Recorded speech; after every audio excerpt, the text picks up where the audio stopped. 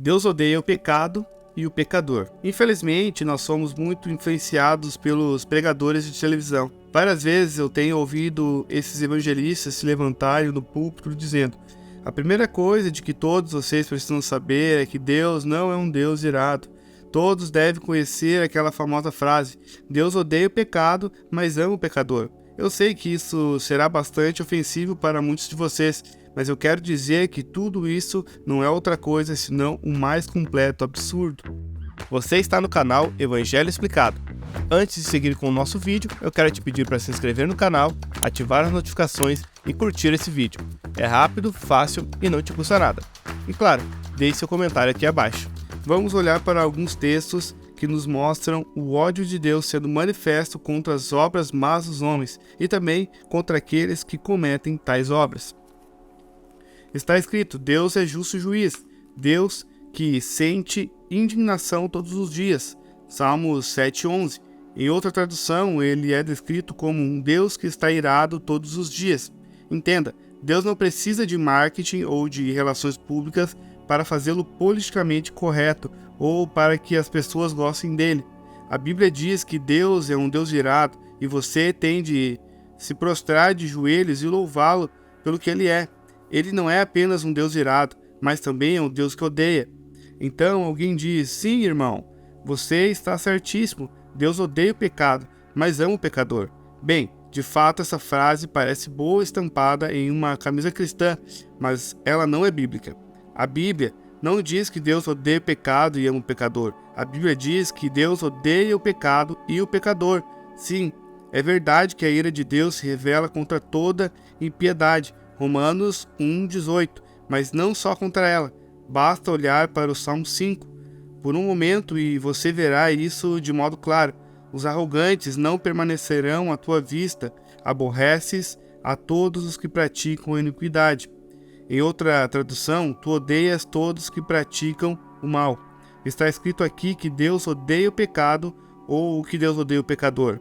Você pode dizer: irmão, mas e quanto à passagem de João 3,16? Lá está escrito que Deus amou o mundo. Sim, isso é bíblico, mas o Salmo 5 também é. Deus é um Deus misericordioso e amoroso. Contudo, nós precisamos entender todo o conselho de Deus, e não apenas os pontos de que mais gostamos. Deus de fato é amor, mas esse Deus amoroso também odeia. Deus é misericordioso, mas ele está irado. Nós não podemos considerar somente um lado da moeda ou apenas uma parte da história, e esse é o problema dos nossos dias. Certa noite eu preguei um sermão inteiro sobre a santidade de Deus. Após o culto, 3 homens vieram a mim dizendo: nós temos um problema com você. Por que você pregou um sermão inteiro sobre a santidade de Deus e não mencionou o amor de Deus sequer uma vez? Então eu lhes respondi: bem, senhores, na noite passada eu preguei um sermão inteiro sobre o amor de Deus e sequer mencionei a santidade de Deus. Contudo, nenhum de vocês teve algum problema com isso. Você vê a questão? Estamos sempre considerando apenas um lado da história, quando as Escrituras nos dizem que nós precisamos do pleno conselho de Deus.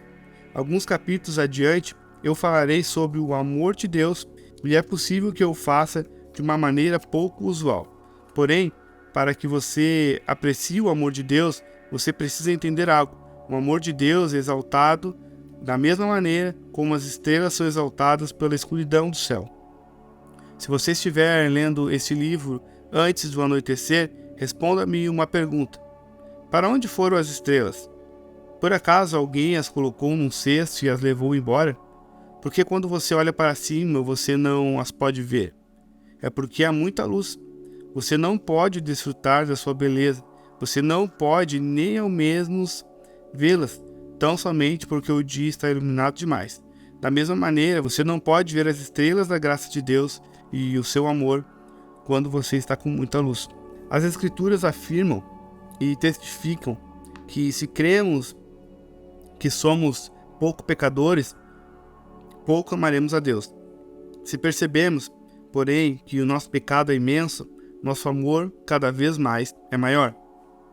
Lucas 7,47. Quando esses pregadores dizem-lhe que os homens são bons, inocentes ou não tão maus assim, eles estão impedindo-o de ver o Senhor.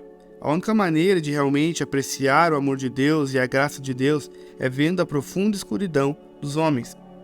E quando você vê a profunda escuridão do seu próprio coração, então você se dá conta de que Deus se moveu por amor a você. E isso o faz cair de joelhos, com imensa admiração, e você o adora. Eu tenho um objetivo em toda essa loucura, de falar sobre a ira de Deus. Eu quero cavar um buraco e enterrar você no fundo. Eu preciso mostrar-lhe quão escura é a sua noite e quão sem esperança é a sua situação, para que quando eu começar a falar de Jesus, você fique cheio de admiração. Saiba que o único motivo pelo qual você não ama a Deus como Ele merece é porque você não entendeu quanto de perdão foi derramado sobre você. Do mesmo modo, você não percebe quanto foi perdoado e que ainda não teve coragem de perceber quão profunda é a cova no qual todos nós estamos enterrados. Quanto mais vemos o nosso pecado, mais nós vemos o quanto Deus merece ser amado. Às vezes, eu pego um molho de chaves e o chacoalho perante uma congregação dizendo: o som dessas chaves lhe traz alguma alegria? Todos dizem não. E eu lhes respondo: é claro que não, porque vocês não estão trancafiados em uma masmorra. Se vocês estivessem presos em uma masmorra, o som das chaves lhe traria muita alegria. Seu coração pularia de esperança.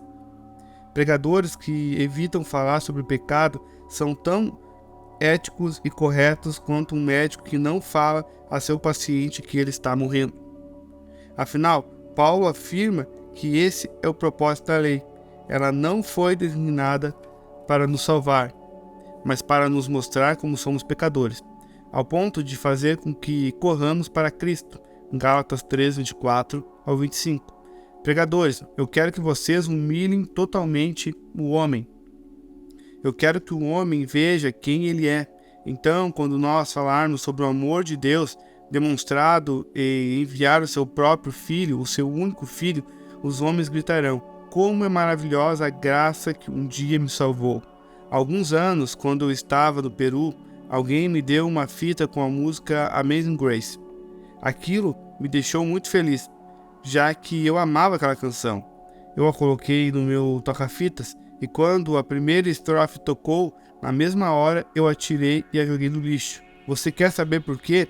Porque o hino era cantado assim: maravilhosa graça, quão doce o som que salvou um homem como eu.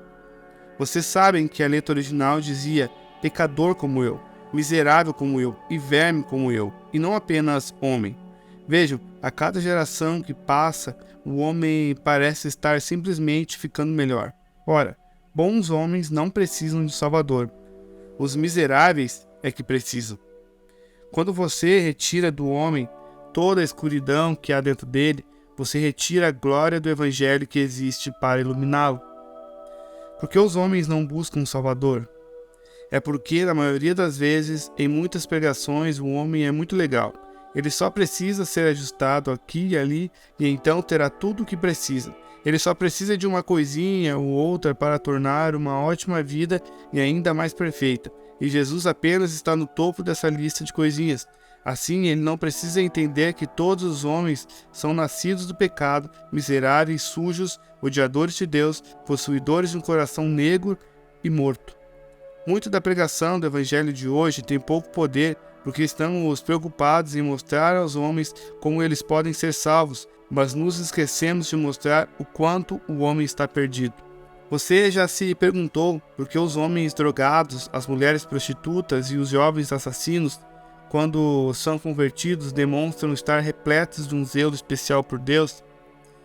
Isso é porque eles não vieram de um clube social ou de alguma denominação religiosa onde todos pretendem ser morais, certinhos e merecedores do amor de Deus. Eles saíram do esgoto e quando ouviram sobre o amor de Deus, seus corações explodiram de volta em amor. A ira é a resposta de Deus contra a impiedade do homem. Você diz: eu não gosto disso, mas você deveria. Se eu pegasse um jornal e sentasse ao seu lado, olhando para as notícias com um ar de riso e um brilho nos olhos e dissesse: ei, você leu isto? Um pedófilo molestou 6 garotos. Sem dar a mínima para aquilo, o que você diria sobre mim? Você diria: seu doente, O que há de errado com você? Você deveria ficar irado ao ler isso. Ah, eu deveria? Mas por que Deus não tem nenhum direito de ficar irado? Ele vê a iniquidade deste mundo todos os dias. Todos os dias ele vê a imundícia, os assassinatos, os crimes e tudo mais. E na sua concepção de Deus, ele não tem nenhum direito de estar irado. Eu lhes afirmo que o Senhor está irado, e que ele está tão irado que no dia em que ele recuar sua misericórdia e vier julgar este mundo, os grandes capitães dessa terra clamarão para que as montanhas se levantassem e caiam sobre eles, para escondê-los da ira do Cordeiro. E o céu recolheu-se como um pergaminho quando se enrola. Todos os montes e ilhas foram movidos ao seu lugar. Os reis da terra, os grandes, os comandantes, os ricos, os poderosos e todo escravo e todo livre se esconderam nas cavernas e nos penhascos dos montes, e disseram aos montes e aos rochedos: Caí sobre nós e escondei-nos da face daquele que se assenta no trono e da ira do Cordeiro, porque chegou o grande dia da ira deles. E quem é que pode suster-se? Apocalipse 6, 14-17. O que você pensaria de um Deus que pudesse olhar para o campo de concentração nazista e ficar apático? Quem poderia dar um abraço amigo em Hitler? Quem poderia ver os Estados Unidos assassinando milhares de bebês todos os dias e dizer: está tudo bem? Deus está irado, e se não estivesse, ele seria imoral, assim como eu seria se lesse uma notícia terrível como aquela e fosse capaz de rir. Se eu fosse neutro sobre a violência sexual contra as crianças e dissesse: cada um por si, você sabe, somos todos livres, você olharia para mim e me trataria como um tipo de doente. Você olharia para mim e me trataria como um tipo doentio de pessoa. Então, quão irado Deus deveria estar? Sim, Deus está irado, porém não somente contra os Hitlers do mundo, mas também contra você, por todos os seus crimes e ofensas contra ele e contra a sua criação. Tantas pessoas me dizem: eu não acredito nisso. E quando eu digo: olhe aqui na Bíblia, elas respondem: não, eu não vou olhar porque eu simplesmente não acredito nisso. Ora, isso é coerente quando você está em uma universidade conversando com um professor agnóstico. No entanto, se alguém proclama ser cristão e faz a mesma coisa, isso é um problema sério. Eu simplesmente me recuso. Essa não é uma atitude cristã. Olhe novamente para o Salmo 5. Os arrogantes não permanecerão à tua vista. Aborreces a todos os que praticam a iniquidade. Em outra tradução se diz: tu odeias todos os que praticam o mal. Aqui não é dito que o ódio de Deus é direcionado à iniquidade ou ao pecado, mas que a ira do Todo-Poderoso é direcionado ao homem que comete o pecado. Ademais, o amável e humilde Jesus não disse a mesma coisa? O que todavia se mantém rebelde contra o Filho não verá vida, mas sobre ele permanece a ira de Deus. João 3:36. O que você pensa que é a ira de Deus? A ira de Deus, em hebraico, vem de uma palavra que literalmente significa o bufar das narinas. Quer saber o que isso significa? Eu, tendo sido um garoto criado em fazenda, possuía touros da raça Charlotte. Nós tínhamos 2 ou 3 mil touros pesados e perfeitos. E eu me lembro de que nós frequentemente recebíamos essa instrução: quando você passar pelos lotes e um touro bufar aquele nariz, sua festa acabou. É melhor você correr. Quando a Bíblia fala da ira de Deus como o bufar das narinas, fala de uma divindade tão irada que somente com o hálito de sua boca as montanhas se derretem. Certa vez um rapaz me disse: eu permanecerei de pé no dia do julgamento e não vou ficar com medo. Eu só pude responder: não, jovem, você vai derreter diante de Deus como uma minúscula estatueta de cera diante de uma fornalha. Deus vem com ódio contra o mal, Deus vem irado contra o mal, e nós somos pessoas más. Irmãos, nós precisamos ser alertados, todos os homens precisam saber disso. Deus estende a sua mão todos os dias para pessoas desobedientes e teimosas, mas ao mesmo tempo a sua ira está vindo sobre o mundo. É como se uma mão, Deus estivesse retendo sua justiça contra este mundo, e com a outra chamando aos homens que venham ao encontro da salvação. Porém, um dia as duas mãos serão baixadas, e você não poderá mais ir a Deus. Tampouco a justiça dele hesitará em cair sobre você. É por isso que uma das maiores necessidades em nosso evangelho e em nosso evangelismo é ensinarmos aos homens quem Deus é. O evangelho não começa com o homem, mas com o que Deus realmente é, pois aí é que reside o problema. Se Deus não fosse quem é, então o pecado não seria o problema que é. O pecado é o que é, justamente porque Deus não é apenas amor, mas também santidade e justiça. Algumas pessoas dizem: irmão, Deus me salvou. E quando elas me dizem isso, eu amo perguntar-lhes: do que Ele salvou você? Ele me salvou do meu pecado, elas respondem. Porém, isso está errado. Deus não nos salvou apenas dos nossos pecados, Ele nos salvou dele mesmo. Muitos dizem que o céu é o céu porque Deus está lá. E isso é real, é verdade. Todavia, não podemos assumir o contrário. O inferno é o inferno porque Deus não está lá. Não é isso que as Escrituras ensinam. O inferno é a ira do Deus Todo-Poderoso, é a sua perfeita justiça revelada contra o homem por toda a eternidade. A morte e o inferno não são consequências naturais do pecado. Eles são atuações sobrenaturais de Deus contra o homem pecador. Eles são o juízo de Deus. Isso pode parecer uma verdade nova e absurda para alguns, mas tão somente leia os livros antigos e você verá que os velhos pregadores sempre diziam isso. Hoje em dia, não agimos da mesma maneira porque perdemos a glória do Altíssimo de vista.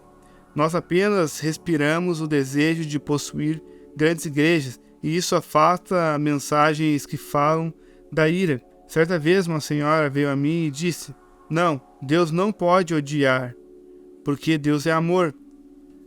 Antes de tudo, eu respondi: nós não devemos buscar inferências filosóficas para a verdade de Deus.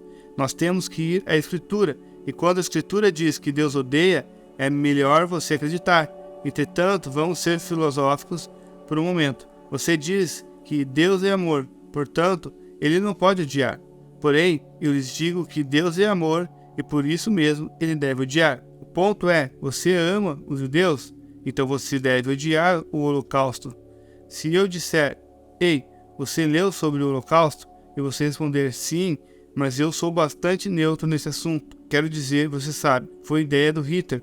Por mim, está tudo bem. Eu irei pensar que você é um monstro. Você possivelmente iria para a cadeia por um crime de ódio. Se você ama os judeus, você deve odiar o holocausto. Você ama crianças, então, quantos de vocês já disseram: eu odeio o aborto com a própria boca? Ora, então você tem o direito de odiar por causa do grande amor que está no seu coração. O que dizer de Deus? Você acha estranho que Deus odeie porque Ele ama? Entenda, Deus ama tudo o que é lindo, amável e excelente. Em outras palavras, Deus ama tudo o que é semelhante a Ele. É daí que vem o problema. Nós achamos que temos o direito de amar tudo o que escolhemos, mas nós pensamos que Deus deve amar tudo o que nós amamos. Deus ama tudo que é semelhante a Ele, por causa da sua absoluta perfeição, e Ele vem com ira contra tudo aquilo que contradiz a sua natureza e vontade, e estes somos nós. Cada pessoa que já andou na face da terra tem quebrado cada lei que Deus criou. Se você não entende isso, você não entende o cristianismo. Se você gostou deste conteúdo, inscreva-se no canal e ative as notificações para ser avisado assim que um novo vídeo for publicado aqui no canal. Você pode também permanecer aqui no canal assistindo mais vídeos como esse. Até a próxima. Deus abençoe.